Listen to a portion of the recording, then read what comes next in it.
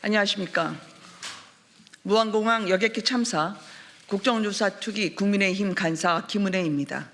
그리고 함께 국정조사를 진행할 이달희 서천호 위원이 함께 기자회견을 진행하도록 하겠습니다. 저희 국민의힘 국정조사 특위 위원들은 여전히 2024년 12월 29일에 멈춰서 있는 무안공항 둔덕의 진실을 밝히기 위해 이 자리에 섰습니다. 여객기 참사 이후 이재명 정부는 로컬라이저 시설은 규정에 맞게 만들어졌다.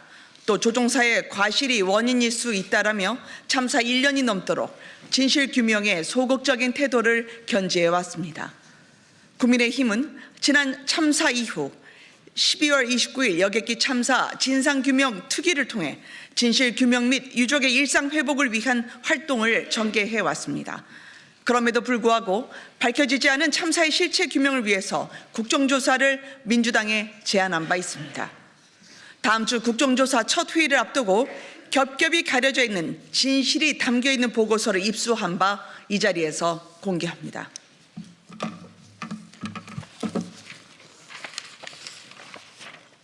이 문건은 2025년 8월 이재명 정부가 비공개로 작성한 여객기 참사 관련 충돌 시뮬레이션 보고서입니다. 해당 시뮬레이션은 무안공항 로컬라이저 둔덕이 여객기 참사에 구체적으로 어떤 영향을 끼쳤는지에 대해 국가 슈퍼컴퓨터와 국가수 자료를 활용해 분석됐습니다. 보고서의 결론은 다음과 같습니다. 활주시 충격은 중상자가 발생할 정도의 크기는 아니었으며 장애물이 없는 평지였다면 지반을 약 770m 정도 미끄러진 후 정지했을 것이다. 또 둔덕이 없었을 경우 항공기에는 둔덕 충돌과 같은 심각한 기체 손상이 발생하지 않았을 것으로 판단된다. 마지막으로 만일 무안공항의 방위각 제공 시설이 둔덕이 없고 부서지기 쉬운 구조물로 지지되어 있었다면 항공기는 담장을 뚫고 지나갔을 것으로 판단되고 이때의 충격도 중상자가 발생할 정도로 크지 않았을 것이다.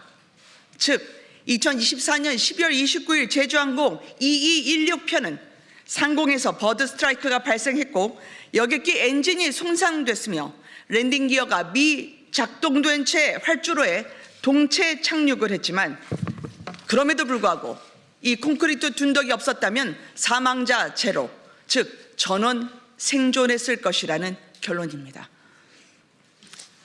정부는 이 같은 사실이 드러나자 이제서야 콘크리트 둔덕 시설이 사실은 공항 안전 운영 기준과 비행장 시설 설치 기준 등 여러 가지 관련 규정을 지키지 못했다는 점을 뒤늦게 인정하기 시작했습니다. 최근 국토부는 국정조사를 앞두고 다음과 같은 내용의 자료를 제출했습니다.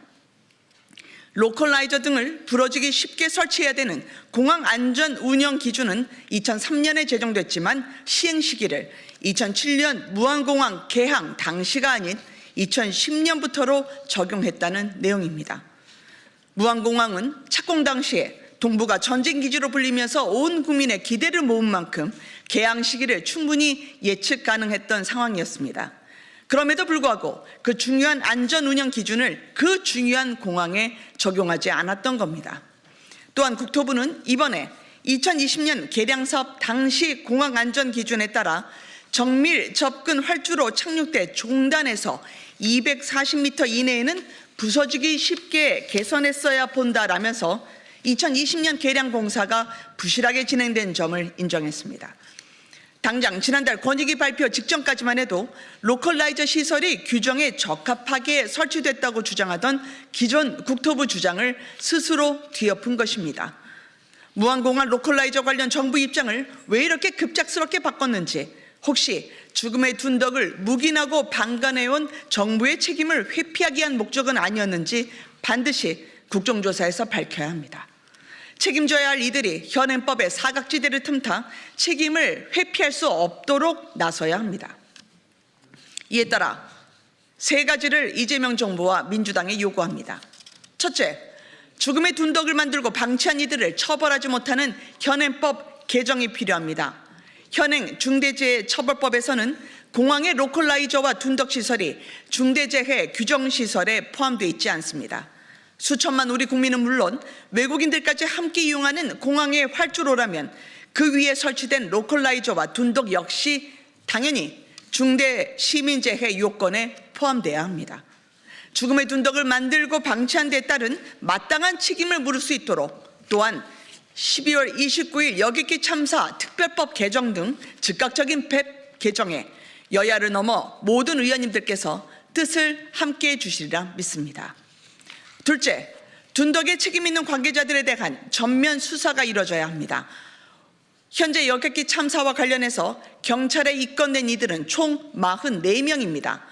그러나 이 중에는 2007년 현장 점검, 2020년 계량 공사에 책임 있는 당시 국토부 장관 등 고위 관계자들이 단 한 명도 포함되어 있지 않습니다. 이 비극에 책임져야 할 사람들이 정권의 입맛에 맞춰 책임을 면하는 일이 없도록 수사 대상에 예외가 없어야 합니다. 셋째, 철저한 국정조사에 임하겠습니다. 미진할 경우에 특검이 필요합니다. 다음 주부터 무한항공, 무한공항 여객기 참사 국정조사가 시작됩니다. 참사에 책임 있는 이들에 대한 전면 수사가 개시돼야 합니다.